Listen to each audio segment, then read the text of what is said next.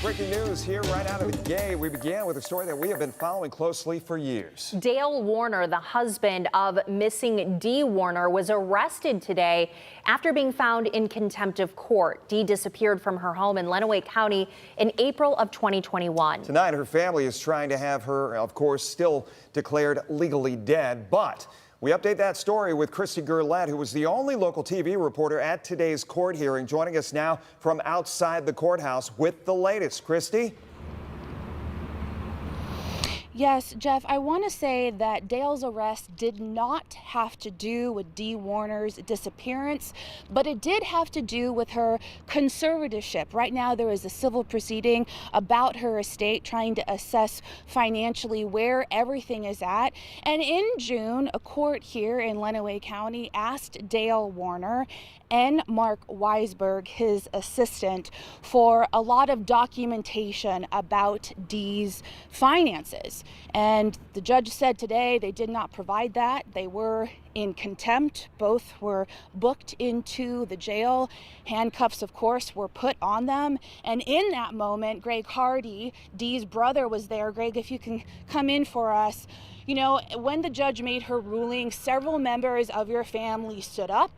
You didn't say anything. There were a lot of emotions, but everyone was just staring at Dale, watching those cuffs go on his hand. Again, not because of your sister's disappearance, but because of this conservatorship. In that moment, tell me what was going on for you. Well, it's a great moment for the family because they've been fighting for 2 years and 3 months for some sort of justice for my sister.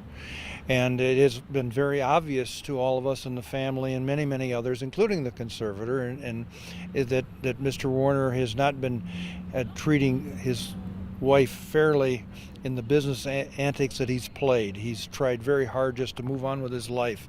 He's not worried about finding Dee. He was just worried about getting his life normalized, trying to present himself as the sole owner of all the businesses and not having any concern whatsoever for Dee.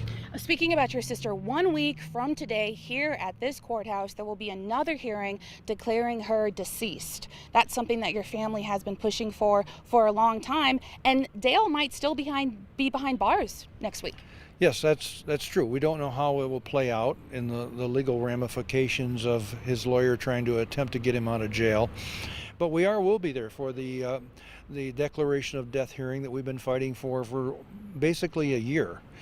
And that's so important because for us to move on down the road civil to prosecute and try to find evidence or try to present the evidence that we already have showing what happened to Dee, the declaration of death had to take place so that we can now get in court, file a suit for against Mr. Warner for wrongful death. At that point, we can get a lot of information. Well, you'll be there. I will be. WTOL 11 will be there again. We are talking about Dale Warner behind bars tonight for being in contempt of court. We will continue to follow this story. Jeff, Melissa, I'll send it back to you.